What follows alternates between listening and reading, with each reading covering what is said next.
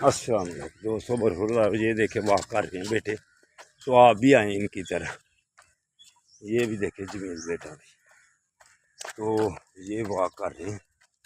तो आप क्यों नहीं आते? ये लो जी, आगे से बनाए वीडियो। ये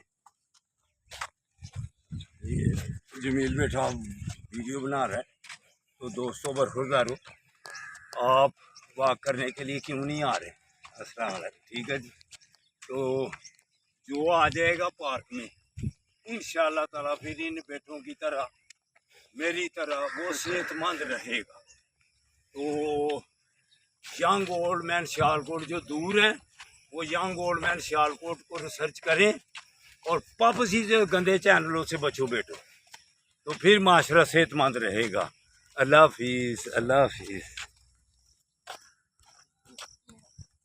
ये बेटे ने, जमील बेटे ने वीडियो बनाई, ये देख, ये देख।